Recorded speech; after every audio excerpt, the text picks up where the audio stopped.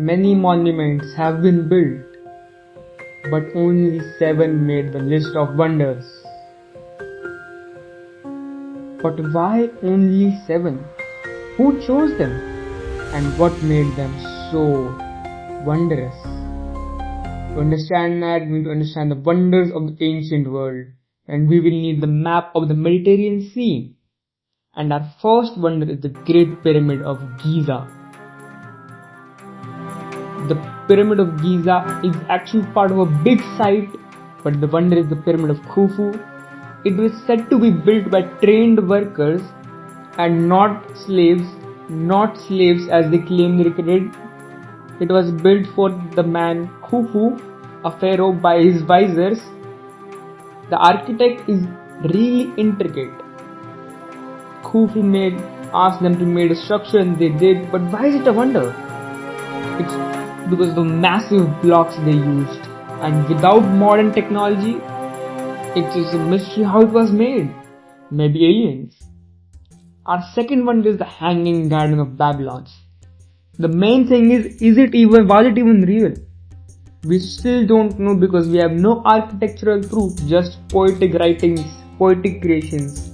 It is lack documentation, but it was in modern day Iraq, built in the period of New Babylonian, whose remains are true and are a UN's heritage site and can be seen today. It was said to be built by King Nebuchadnezzar for his wife as a token of love, as every king does.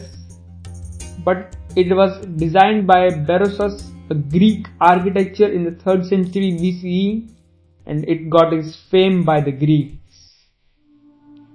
Next, the third is the Temple of Artemis, built in 550 BC by King Colossus of Lydia.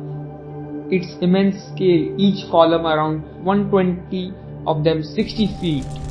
It was burnt by Herostratus because he wanted to set an example.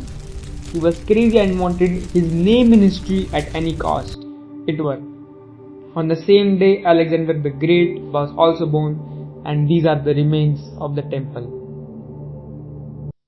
Next up, we have the statue of Zeus at Olympia.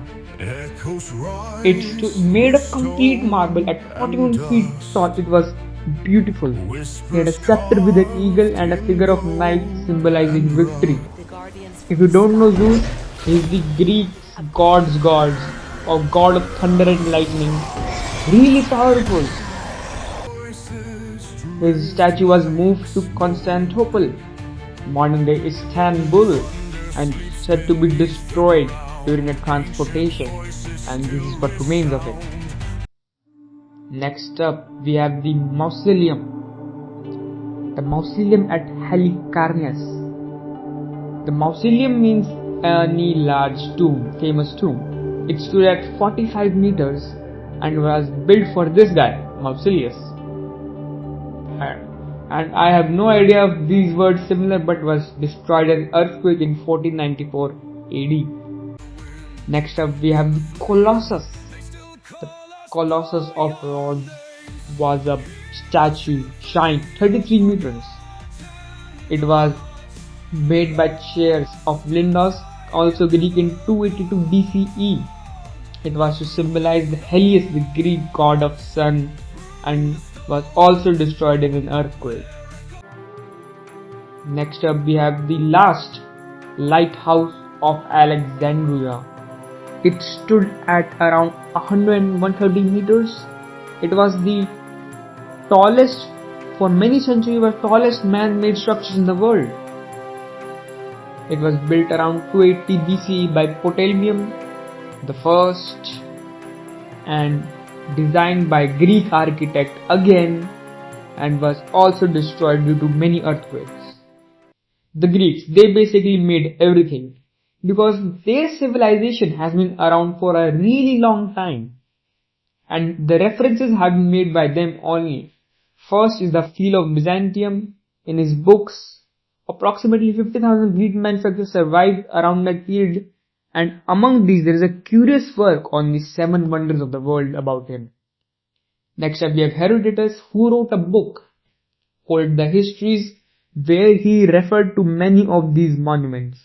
And lastly, we have the Antipater of Sidon, who wrote this very famous Greek poem which said, I have set eyes on the walls of lofty Babylon, on which is a road of chariots and a statue of Zeus by the Alpheus, and the hanging gardens and the Colossus of the sun, and the huge labor of the high pyramids, and a vast tomb of Molylium. But when I saw the house of Artemis, that mounting to the clouds, those other marvels lost their brilliancy, and I said, Lo, apart from Olympus, the sun never looked so grand.